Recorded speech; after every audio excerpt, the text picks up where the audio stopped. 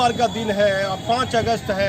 आज भागलपुर नौगछिया पुलिस जिला में भवानीपुर थाना क्षेत्र में आबकारी विभाग के द्वारा भारी मात्रा में विदेशी शराब बरामद हुई है। मैं आपको ये भी बता देना चाहता हूँ कि नौगछिया एसपी जो आशीष भारती के परिवार है, पत्नी है, और ज्वाइंट पदभार ग्रहण करने के बाद जो नौगछिया के सटे हुए चेक पोस्ट है अन्य जिलों में जाते हैं, पूर्णिया, मधेपुरा, वहाँ काफ़ी कड़ाई बरत दी है। हर आने जाने वाली गाड़ियों को चेक किया जा रहा है। शराब के मामले में एक बड़ी बरादुरी आबकारी विभाग के द्वारा की गई है। मैं आपको ये भी जानकारी दे देना चाहता हूँ कि आज मैंने डॉक्टर प्रोफेसर देवज्योति मुखर्जी का इंटरव्यू लिया है। पूरा इंटरव्यू आप देखिए। मैं भागलपुर से दीपक नौरंगी। 5 अगस्त है और आज मैं इस समय आदमपुर क्षेत्र में हूँ। एक बड़ा नाम है बिहार में। 2018 में अचानक ये सुर्खियों में आए, युवा की एक बड़ी रैली निकालने जा रहे थे। अचानक अधिकारियों में खलबली मच गई कि आखिर ये व्यक्ति कौन है, डॉक्टर देवज्योति मुखर्जी कौन है, अचानक कैसे ये सुर्खियों में आ गए। मैं आपसे बात करवाता हूँ। शिक्षा जगत में एक बड़ा नाम है। बच्चे, छोटे छोटे बच्चे और लड़कियों के लिए काफ़ी शिक्षा में एक बड़ा काम भागलपुर में इन्होंने किया है, जो अपने आप में प्रशंसा के लिए है। और ये नहीं, बिहार के मुख्यमंत्री तक ये गए हैं। बिहार के मुख्यमंत्री से भी काफ़ी करीबी माने जाते हैं और सरकारी पुलिस अधिकारियों के भी काफ़ी कार्यक्रम में शामिल हुए हैं। मैं आपको बता देना चाहता हूं कि अब डायरेक्ट मैं देवज्योति मुखर्जी का इंटरव्यू लेता हूं और जानता हूं कि ये कहां से हैं, अब मूलतः कहां के रहने वाले हैं, क्या पूरा परिचय है। डॉक्टर साहब, क्या बताइएगा अपने बारे में, पूरा परिचय दीजिए भागलपुर के वासी। सबसे पहले कि मेरा सादर प्रणाम है आपको और सारे आपके दर्शकों को। मेरा नाम देवज्योति मुखर्जी है और मैं यहाँ 13वां पुश्त हूँ, 13th जनरेशन। जी। हम लोग 1556 में ये तो चूंकि बंगाली था, अब जानते हैं कि 2010 में ये जो है बंगाल से कट के 1910 में अलग हुआ, बिहार बना। उससे पहले तो ग्रेटर बंगाल कहलाता था। तो हम लोग यहाँ राज पुरोहित बन के आए थे, ठीक है, पुरोहित बन के आए थे, राज पुरोहित। और उसके बाद ये 13th जनरेशन है हमारी। क्या बंगाली है? हाँ, हम बंगाली हैं। बंगाली आप देखिए, एक अच्छी बात कही है कि देवज्योति मुखर्जी बंगाली बिहारी हैं। भागलपुर की यदि आप बात कीजिए तो मैं आपको ध्यान दिलाना चाहता हूं कि बंगालियों का एक बड़ा समूह यहाँ रहता था। फिर धीरे धीरे कुछ कारणों से, इसको असुरक्षा का कारण तो आप नहीं मान सकते हैं, और कई कारणों से, आर्थिक कारणों से कई बंगाली परिवार को भागलपुर घर छोड़ना पड़ा। क्या इसमें कितनी सच्चाई है? देखिए, बात यह है कि आप जो बोल रहे हैं कि असुरक्षा, उसका भी कुछ बात रहा है।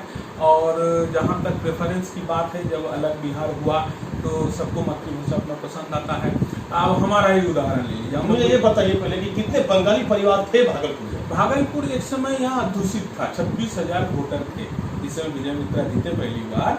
26,000 वोटर बंगाली थे। लेकिन बिहार के मुख्यमंत्री जाने, आला अधिकारी जाने कि भागलपुर में जब कौन मित्रा, क्या नाम बताया, विजय मित्रा यहाँ जीते तो 26,000 बंगाली के मूलतः वोटर थे। अभी फिलहाल कितने हैं? अभी हम लोग 5,500 वोटर हैं। मात्र 5,500 है। आखिर वो 26,000 में से 21,000, 20,000 बंगाली परिवार भागलपुर से पलायन क्यों कर गए? क्या एक बड़ा सवाल है, क्या कहिएगा इस पे? पलायन किया, ये वर्ड थोड़ा सा दूसरी तरह का बात हो जाएंगे। बंगाली का यहाँ बंटवारा हुआ। बहुत बंगाली है जो बांग्ला भाषा छोड़ दिए, जिसको लोग राड़ी बोलते हैं। वो टाइटल हो सकता है, सिन्हा लिखते हैं, भट्टाचार्य लिखते हैं, चटर्जी लिखते हैं। आज अगर उनको हम पकड़ लें तो हम लोग अभी भी 70,000 हैं भागलपुर में। हम लोग अभी भी 70,000 हैं भागलपुर में। लेकिन वो लोग भाषा छोड़ दिए। बहुत कारण रहा, गाँव में पकड़ लिए तो गाँव में उनको दिक्कत हुआ, पढ़ाई लिखने में। हम जो आपको उदाहरण देना चाह रहे थे, अभी जैसे हम जो दुर्गाचरण स्कूल में पढ़ते थे, वहाँ हम लोग बंगाली में पढ़ाई लिखाई करते थे। तो हम लोग जो 89 दंगा के पहले जो बैच वहाँ परीक्षा दिया, किसी को कोई मार्किंग ही नहीं हुआ। तो सब डर गया कि भाई हमारे बच्चे का, हम लोग कभी सेकंड नहीं हुए पढ़ाई लिखाई में, बहुत लिखे। तो मामा लोग हम लोग को यहाँ से ननिहाल ले गया। मेरा ननिहाल बंगाल। मार्किंग क्यों नहीं हुआ? क्या चीज़ में मार्किंग नहीं हुआ? मार्किंग मैंने बंगाली में परीक्षा देते थे, बांग्ला भाषा में परीक्षा देते थे। कोई बांग्ला भाषा कॉपी देखता ही नहीं था। आप देखिए, बड़ी बात कही है डॉक्टर देवज्योति मुखर्जी ने। आला अधिकारी इस बात को जाने हैं कि जब इन्होंने एग्जाम दिया 89 में तो कोई मार्क्स ही नहीं दिया। बंगाली में एग्जाम हुई थी।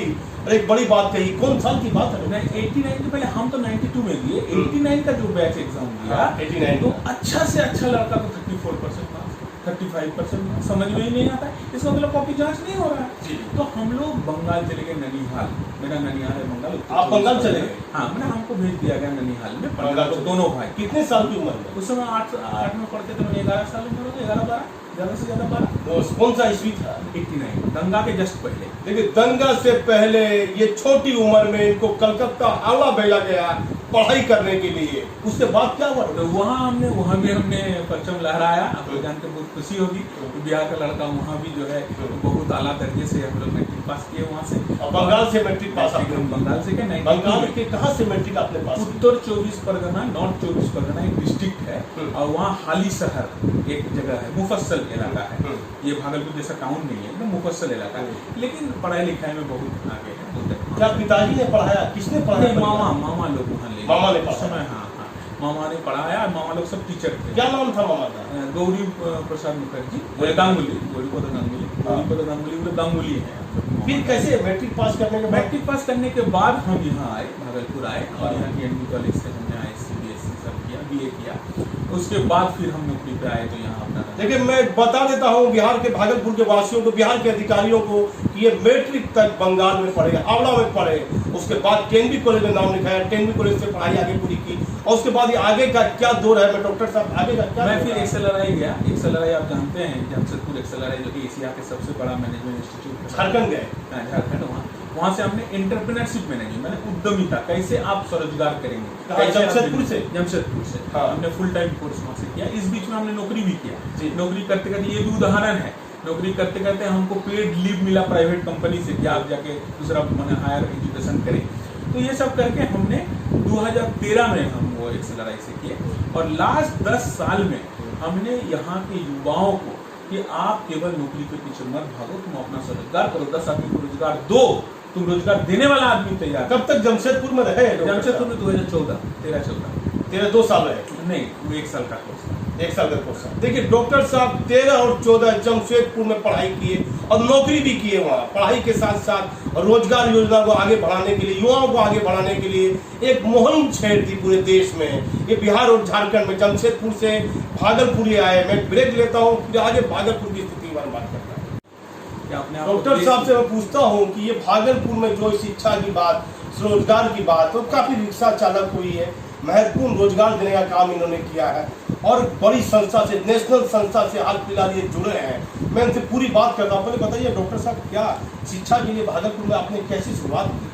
शिक्षा में देखिए, जो सबसे बड़ा लैंडमार्क हमारा है, 553 अल्पसंख्यक बच्चे बच्चियां जो स्कूल छोड़ दिए थे, उनको हमने नई मंजिल एक योजना थी भारत सरकार की, उसके तहत वो 550 बच्चे बच्चियों को फिर से हमने उनको एजुकेशन पे ले आया, और मुफ्त शिक्षा से हमने उनको पास करवाया, परीक्षा दिलवाया, और फिर हुनर का भी उनको काम करवा के आज सब प्रतिष्ठित है भागलपुर। तो शिक्षा में अगर लैंडमार्क का काम बोलेगा तो ये सबसे बड़ा काम हुआ है। कितने लोगों को आपने पढ़ाया हुआ भागलपुर के? भागलपुर में ऑल इंडिया मेरा 2 लाख से ऊपर स्टूडेंट है, क्योंकि हमारा जो काम है, हम 95 ऑल इंडिया लेवल का 95 इंस्टीट्यूट से जुड़ा हुआ हूँ। 95 इंस्टीट्यूट, जिसमें इंडियन आर्मी है, मैं इंडियन आर्मी को ट्रेनिंग देने जाता हूँ। बिहार पुलिस एकेडमी है जो राजगीर में है, वहाँ हम ट्रेनिंग देने जाते हैं। नाबार्ड का हम ट्रेनर है, नाबार्ड के बारे में आप जानते हैं, जो बैंक है। और उसके साथ साथ बहुत सारा ऑर्गेनाइजेशन जो स्वरोजगार पे काम करते हैं। फिलहाल किस संस्था से आप जुड़े हैं वर्तमान में? 95 इंस्टीट्यूट से जुड़े हुए हम। ये संस्था के बारे में बताइए कि संस्था क्या है? मेरा जो अपना संस्था है उसका नाम है चांद, centre for human advancement and nation development, मानव विकास एवं राष्ट्र निर्माण केंद्र हमारी संस्था की। इसके तहत हम चौमुखी विकास के प्रयास करते हैं, शैक्षणिक, बौद्धिक, सांस्कृतिक, सामाजिक, इवन राजनीतिक चेतना जगाने का हम काम करते हैं। भागलपुर में जहाँ तक बात है, भागलपुर में अगर हमारा वर्क को आप देखेंगे तो एजुकेशन का तो हमने बात किया। देखिए, एक बार दैनिक जागरण ने छपा था कि जिसका नहीं कोई गति उसका है देव ज्योति, जिसका नहीं कोई गति उसका है देव ज्योति। क्यों छपा था? उसके पीछे कारण था कि आप अगर भागलपुर में देखेंगे तो 500 रिक्शा चालक को हमने रिक्शा मालिक बनाया, जो 30 रिक्शा चालक कहाँ के थे? भागलपुर के, जो आसपास के, जो आके यहाँ। कैसे बनाया? कैसे बनाया? वेरी गुड, बहुत सुंदर बात है। 20 साल लगा उस समझने में कि कैसे बनाएंगे। उनको हमने, मोहम्मद यूनुस का नाम आपने सुना, बांग्लादेश का नोबेल प्राइज विनर, वो JLG। देखिए, सुना जाए, मैं इनको रोकता हूँ। मोहम्मद यूनुस के बारे में पहले बताइए, कौन थे मोहम्मद यूनुस? मोहम्मद यूनुस बांग्लादेश के एक बहुत बड़ा इकोनॉमिस्ट थे, जिनका पढ़ाई लिखाई अमेरिका से हुआ था, प्रोफेसर भी अमेरिका में करते थे।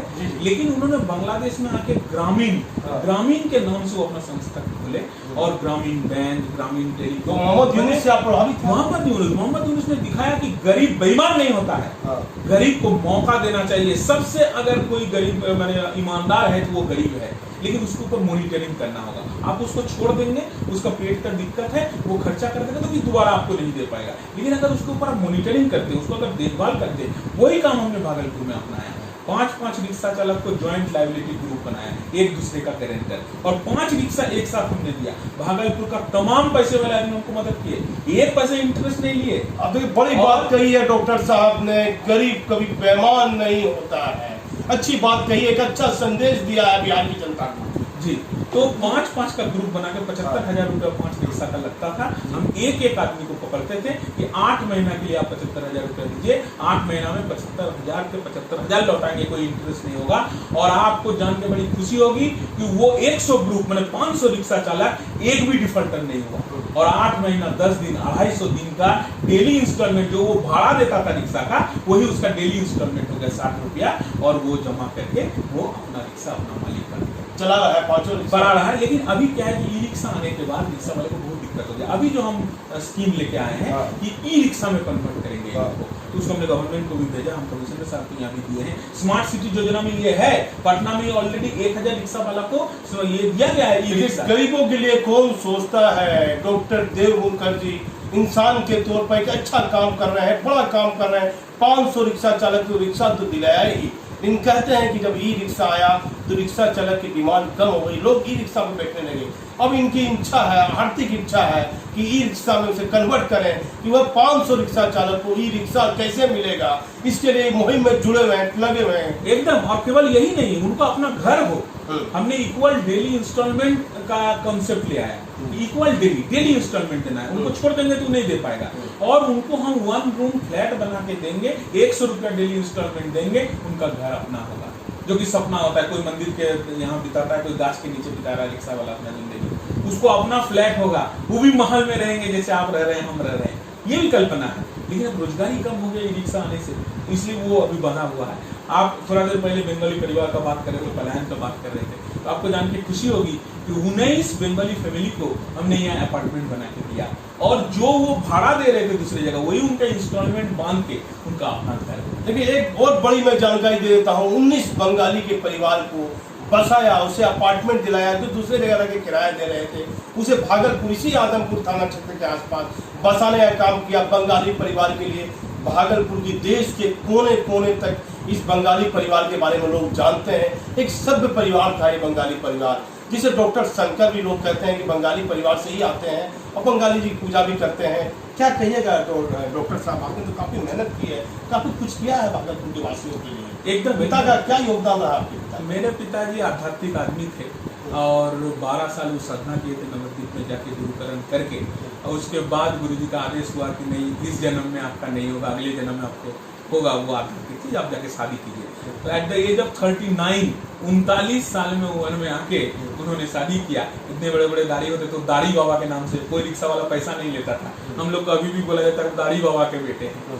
तो वो आध्यात्मिक आदमी थे, वेद उपनिषद पातंजल पुराण कंठस्थ। कितने दुखों को पहाड़ उतार कर पिताजी ने आपको पढ़ाया होगा, आपको इस मुकाम तक लाया होगा, माँ ने बड़ी माना होगा। बहुत कष्ट है, लेकिन वो कष्ट की बात नहीं, वो आनंद है। क्योंकि बाबू अनिरुद्ध प्रसाद सिंह हमारे जो मेंटर है, एक दिन हम बहुत दुखी थे, थोड़ा सा आपको 1 मिनट की कहानी बताएंगे। क्योंकि वहाँ से जब हम बंगाल से आए यहाँ 92 में मैट्रिक करके, तो आर्थिक स्थिति ऐसी थी कि बहुत खराब पोजीशन थी।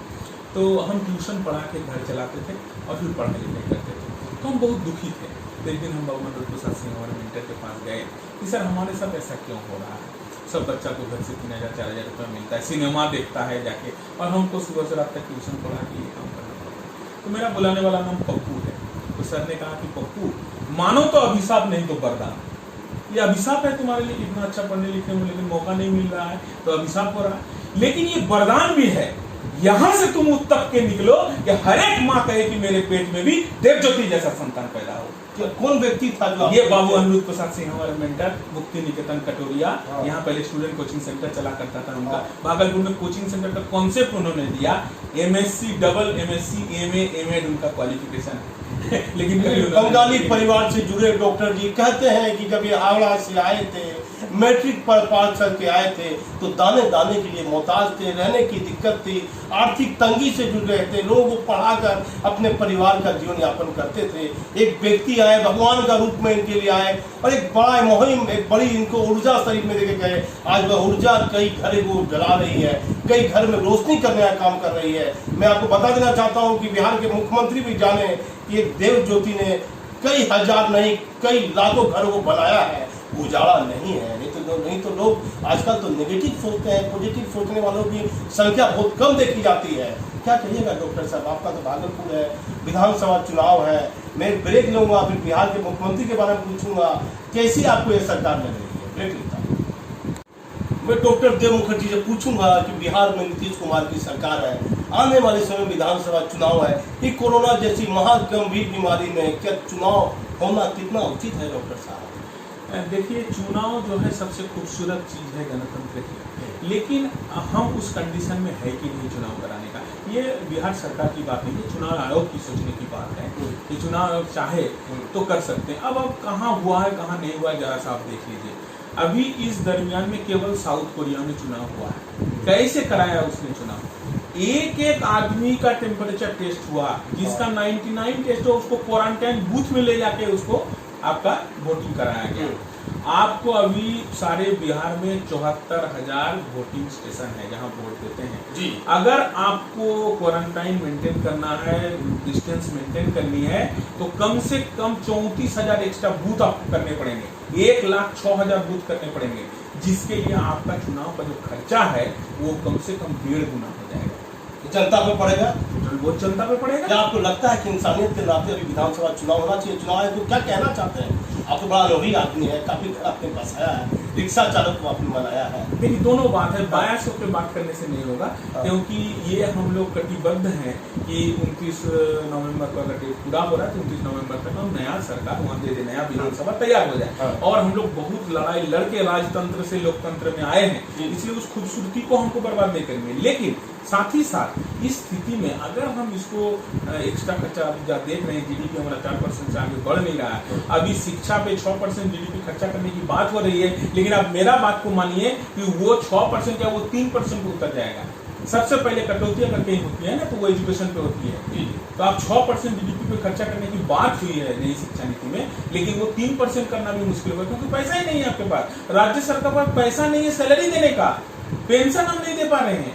ये नीति विचार क्या है कि चुनाव होना चाहिए या नहीं? इस स्थिति में हमको लगता है कि अगर 2 महीना में कंट्रोल हो जाता है, ठीक है, जैसे दिल्ली में उस तरह से फैला फिर कंट्रोल हो गया, अगर बिहार में कंट्रोल हो जाता है, लेकिन आप क्या बोलेंगे 174 केस पर 100 है बगल। आपको लगता है कि ये कंट्रोल हो पाएगा? अगर कंट्रोल नहीं होता है तो हमको लगता है कि 2-4 महीना के लिए टाल देना बेहतर है। अगर कंट्रोल हो जाता है तो करा लेना। चुनाव आयोग जाने हैं, चुनाव आयोग के अधिकारी यदि मेरी चैनल देखते हैं, सरकार के आला अधिकारी, तो डॉक्टर देव ज्योति मुखर्जी ने बड़ी बात कही है कि जो स्थिति है भागलपुर की, लगातार लोग पॉजिटिव पाए जा रहे हैं, स्थिति यदि ज्यादा गंभीर रहती है तो चुनाव को 2 महीना आगे टालना चाहिए। मैं इनसे पूछता हूँ कि बिहार में नीतीश कुमार की सरकार है, कैसी लग रही है शराबबंदी?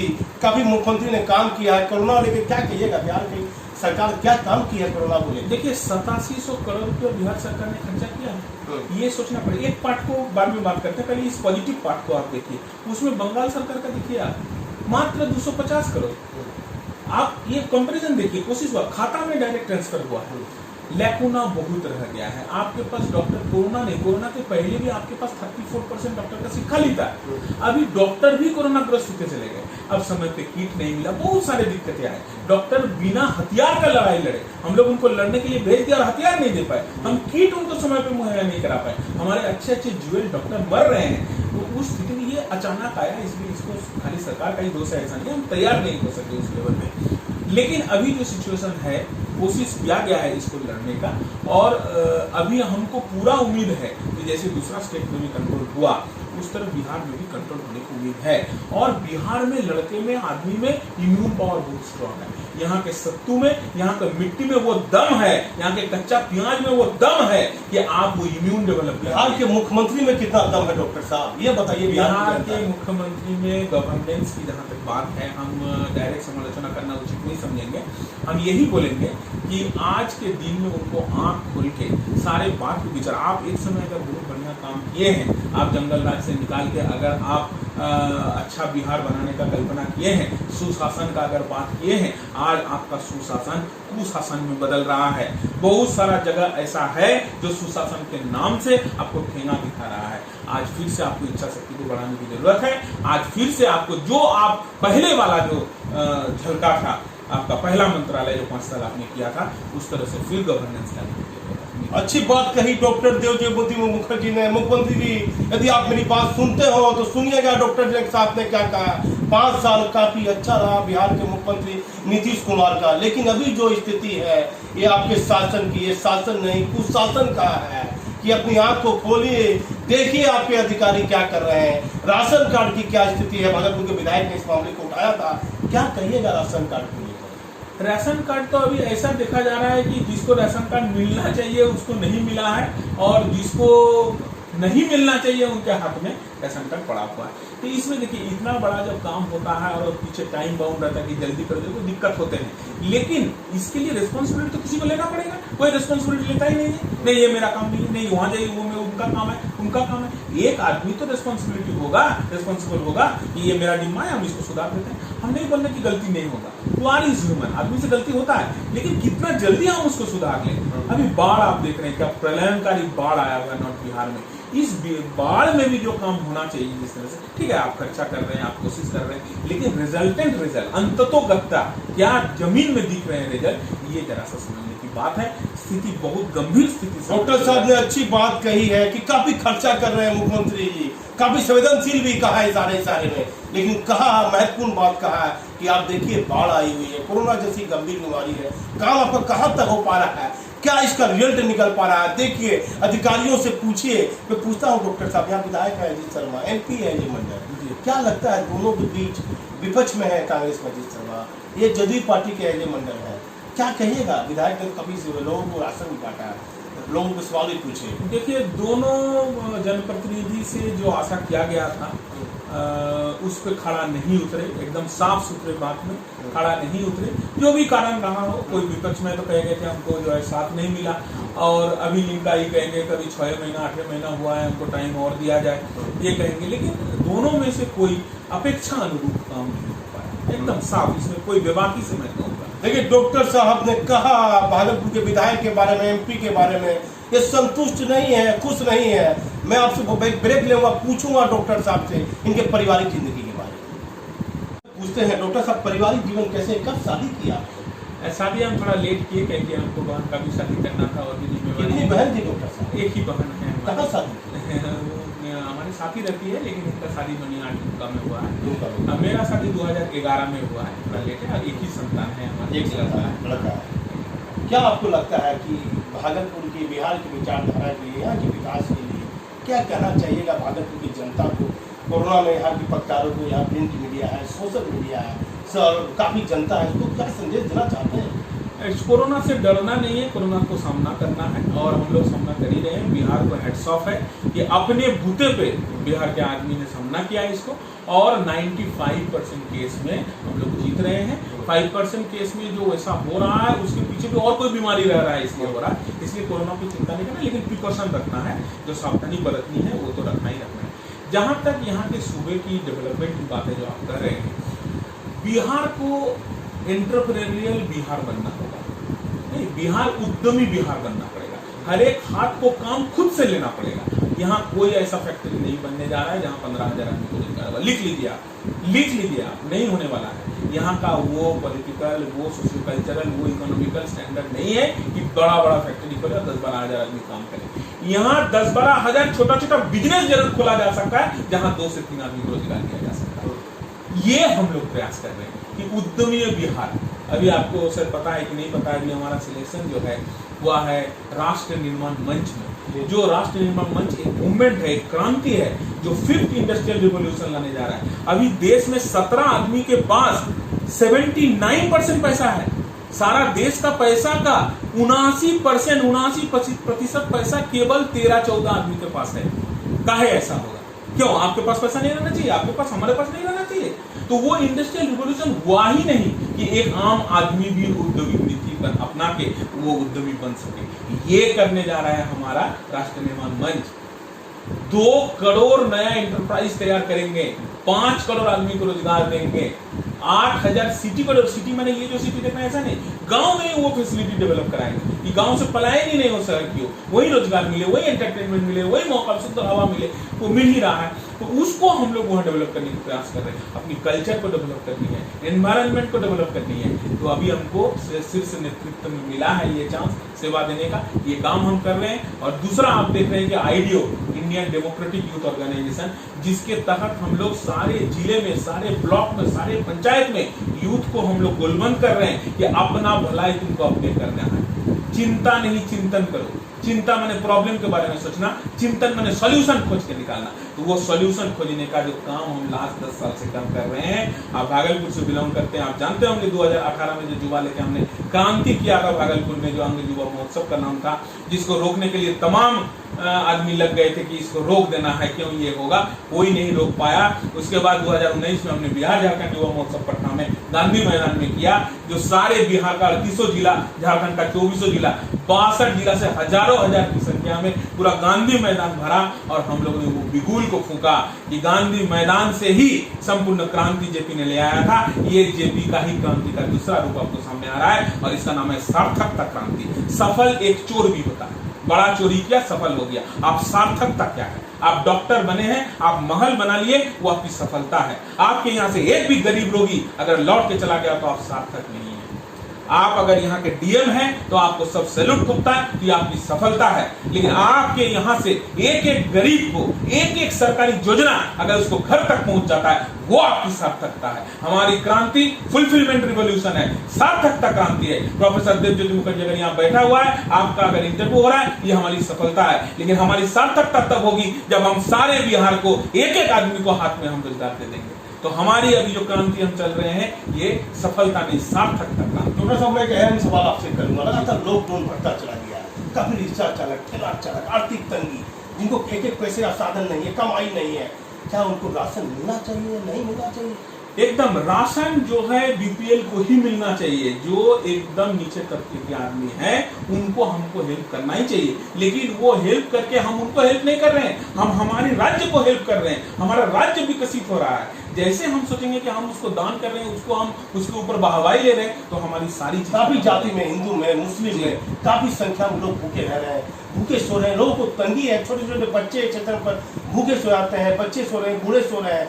क्या कहिएगा जो सामर्थ्यवान आदमी है, पैसे वाले हैं, बिहार के मुख्यमंत्री को क्या कहिएगा उनके लिए? ये सब जितना भी बात है ये क्षणिक है। थोड़ा सा आप किसी को हेल्प कर दे, सबको जगना पड़ेगा और अपने हाथ के ऊपर विश्वास रखना पड़ेगा। विवेकानंद ने कहा कि तुम अगर एक ऐसा आदमी खोज रहे हो तो तुम्हारा जिंदगी बदल देगा। तुमको आईना के सामने खड़ा होना पड़ेगा। आईना में आप क्या देखेंगे? आप खुद को देखेंगे, और वो आईना हम बनने का प्रयास करेंगे। हम सारे युवा के बीच में वो आईना बनने का प्रयास करते हैं, तो आपकी शक्ति को। फिर भी लॉकडाउन में क्या लोगों को सूखा राशन गरीब आदमी को मिलना चाहिए? मिलना चाहिए, मिल भी रहे हैं। फर्स्ट लॉकडाउन आप याद कीजिए, सारे आदमी अपने सुविधा से निकल के सबको मदद किए। दूसरे अभी स्थिति बड़ी दयनीय है, लेकिन अभी जो मदद कर रहे थे उनका भी स्थिति दयनीय है, मानिए या नहीं मानिए। दबे जुबान में आदमी कह रहे हैं, आपको डायरेक्ट नहीं कहेंगे, उनको लाज लगता है। अभी जो आदमी हेल्प कर रहे हैं उनका भी सिचुएशन। क्या कहिएगा बिहार के मुख्यमंत्री को, क्या विचार दीजिएगा इस मामले में? विचार हमको यही कहना है कि अब जो लॉकडाउन धीरे धीरे अनलॉक की ओर जा रहा है, इस पे जाते रहे। और अब फिर लॉकडाउन के बारे में सोचना भी गुनाह होगी। जितना कोरोना में मरेंगे उससे ज्यादा भुखमरी में मरेंगे। लेकिन आदमी को भी सजग रहना होगा। रोड में निकलने मना करता है, आदमी झुंड से निकलता है। तो दोनों पक्ष को देखने की बात है। हम लोग अपने हाथ से उसको लेंगे और हम लोग एक एंटरप्रेन्योरियल बिहार को, उद्यमी बिहार बना के हम लोग पूरा। कैसा विधायक चाहते हैं भागलपुर में? विधायक थोड़ा युवा हो, थोड़ा डैसी हो, जो अपना काम को निकाल पाए, इसी तरह का हम बात करेंगे। क्या किसकी तरफ इशारा है? युवा इशारा कुछ नहीं है, इशारा कहीं कुछ। क्या चाहते हैं, किस पार्टी का हो? पार्टी का भी अभी कुछ नहीं है, क्योंकि हम लोग किसी पार्टी को कभी मदद नहीं किए, पर्सन को मदद किए हैं। हम अजय मंडल को पूरा मदद किए थे, आपको पता है कि नहीं पता है। लेकिन मदद करने के बाद अभी तक तो उनका जो रवैया हम लोग अभी तक देख रहे हैं, संतुष्ट हम नहीं हो पा रहे हैं। तो अभी कुछ दिन पहले एक लोकल टीवी में हमारे इंटरव्यू हुआ था, इसको लेके हमने उनको कहा है कि अभी 4 साल और बाकी है, आप अपनी इच्छा शक्ति को जगाओ और कुछ करके दिखाओ। जो आप कैसा विधायक चाहते हैं जो भागलपुर के विकास के काम, जो फोरसाइटनेस हो, जो आगे सोच सके कि कैसे हमारा देश आगे बढ़ेगा। हमको कटोरी का पानी थाली में डाल देने से, थाली का पानी ग्लास में डाल देने से नहीं होगा। वो पानी नया कैसे आए कि ग्लास भी भरे, थाली भी भरे, कटोरी भी भरे, ये सोचने पड़ेगा। उसके लिए थॉट की जरूरत है। तो हमारे यहाँ ऐसे विधायक आने चाहिए जिसके पास वो थॉट है, वो प्रवीण भी हो सकते हैं, वो उम्रदराज आदमी भी हो सकते हैं जिनके पास वो थॉट है। और हम जानते हैं वो उम्रदराज आदमी को ऐसे जो कि बड़ा बड़ा रिवोल्यूशनरी काम में एक्टिविटी में रहे। क्या कोई आपका नाम ऐसा आपके दिल में, जहन में आपके नाम है जिसके प्रति आपको नाम अभी बोलना तो उचित नहीं होगा, लेकिन हमारे जहन में है, समय आने दीजिए। अगर उनको, क्योंकि बहुत तरह के बातें होते हैं, नाम दे देने से बहुत तरह की बातें होते हैं, लेकिन अगर उनको मौका मिलता है तो हम लोग कोशिश करेंगे। देखिए डॉक्टर साहब ने बड़ी अच्छी बात कही है, मैं अपनी बात को समाप्त करता हूँ, लेकिन कहूँगा कि डॉक्टर देवज्योति मुखर्जी ने भागलपुर नहीं पूरे बिहार में लाखों परिवार को बसाने का काम किया है, उनको अनाज देने का काम किया है, और रिक्शा चालक के लिए बड़ी मुहिम छेड़ना चाहते हैं, ई रिक्शा उनको देना चाहते हैं। कब तक दे पाइएगा? देखिए ये तो स्मार्ट सिटी योजना का अंग है। 1000 रिक्शा के बदले में ई रिक्शा पटना में टेंडर हो गया, वो अभी लॉकडाउन में तो मिल जाता, तो भागलपुर भी कर सकता है, ऑलरेडी है उनके पास, तो इसलिए टाइम नहीं लगना चाहिए। हमको लगता है आप लोग भी मीडिया अगर ठीक से पकड़े तो हमको लगता है कि 2-3 महीने। क्या कहिएगा भागलपुर की मीडिया के बारे में? काफी बड़े बड़े अखबार है, किसी का नाम मत लीजिएगा, लेकिन क्या लग रहा है कि कोरोना में मीडिया ने कैसा काम किया है? मीडिया तो खुद कोरोना से पीड़ित होता चला गया। अभी कल हम एक मीडिया में थे, नाम नहीं लेंगे, 50% आदमी घर से काम कर रहे हैं, ऑफिस नहीं आ पा रहे हैं, तो इसलिए मीडिया ने अपना प्रयास किया, नहीं किया सो बात नहीं है, लेकिन वो भी उनका भी लिमिटेशंस था, काम करने का लिमिटेशंस था। जैसे डॉक्टर कोई खुद कोरोना पीड़ित हो गए, उसी तरह ये लोग भी हुए। तो कोरोना में मीडिया के ऊपर कोई शिकायत हमारी नहीं है, उन्होंने प्रयास किया अपना, जनरल पब्लिक भी प्रयास किया, और अचानक ये खाली इंडिया का नहीं पूरा विश्व का ये बिहार के मुख्यमंत्री से कितना संतुष्ट है कोरोना को लेकर? देखिए प्रयास तो उन्होंने किया, लेकिन उनका मशीनरीज जो है, जो सरकारी जो आमला यहाँ बैठे हुए हैं, अफसर, उनको अफसर्स, उनको जो है बहुत टेढ़ी खीर है उनसे काम। आपको इसका मतलब लगता है कि अफसर शामी हावी है बिहार सरकार के मुख्यमंत्री? बहुत जगह तो एकदम बहुत बड़ा रूप से हावी है, खाली हावी नहीं है, बहुत बड़ा रूप से हावी। देखिए माननीय मुख्यमंत्री जी, काफी अच्छा काम किया है नीतीश बाबू आपने, लेकिन डॉक्टर देवज्योति जी मुखर्जी कह रहे हैं, काफी लोगों ने मेरे चैनल पर यह बात कहा है कि इस बिहार के मुख्यमंत्री नीतीश कुमार पर अफसर शाही हावी है। ऐसा क्यों हो रहा है? आप तो बिहार के मुखिया है, मुख्यमंत्री है, अफसरों पर लगाम कसिए, आम आदमी के अंतिम पायदान के लोगों पर बैठे हुए पर उसके काम धरातल पर नहीं जा रहा है, क्या कहिएगा? देखिए ये कोई भी सरकार आएंगे तो उनको ये इच्छा शक्ति बढ़ाना पड़ेगा, और ये पब्लिक को भी, हमने कुछ दिन पहले लिखा था फेसबुक पोस्ट में कि हे सरकारी कर्मचारी सुधर जाओ, नहीं तो पब्लिक आ रहा है सुधारने के लिए, तो पब्लिक को भी वो जिम्मेदारी लेना पड़ेगा। उसमें बहुत क्या कहिएगा मुख्यमंत्री को अफसर शाही के बारे में? खाली मुख्यमंत्री को कहने से नहीं होगा, उनको तो आपने कह ही दिया कि मुख्यमंत्री जी आप जो है थोड़ा सा देखिए कैसे अफसर शाही, तो आप हम कहेंगे जनरल पब्लिक को भी आवाज उठाना पड़ेगा, जनरल पब्लिक भी अपना हक मांगेगा ना, तो फिर अफसर शाही। यदि आपकी बात हो, विचार हो, तो मुख्यमंत्री को क्या कहना चाहिएगा मेरे चैनल में? हम यही कहेंगे कि आपके मंशा में हमें कोई शक नहीं है, लेकिन आपका रियलाइजेशन जिस तरह से आप हासिल करना चाहते हैं उसमें थोड़ा परिवर्तन की जरूरत है। देखिए मैं डॉक्टर देवज्योति मुखर्जी से इंटरव्यू लिया, फिर मौका पड़ेगा तो जो काम है इनका, मेरी आना तो मेरी मजबूरी है, तो ये व्यक्ति काम के प्रति, जज्बे के प्रति हार मानने वाला नहीं है, लगा रहेगा। डॉक्टर देवज्योति मुखर्जी बड़ा नाम है भागलपुर बिहार में। मैं फिर बात करूंगा, मैं दीपक नौरंगी।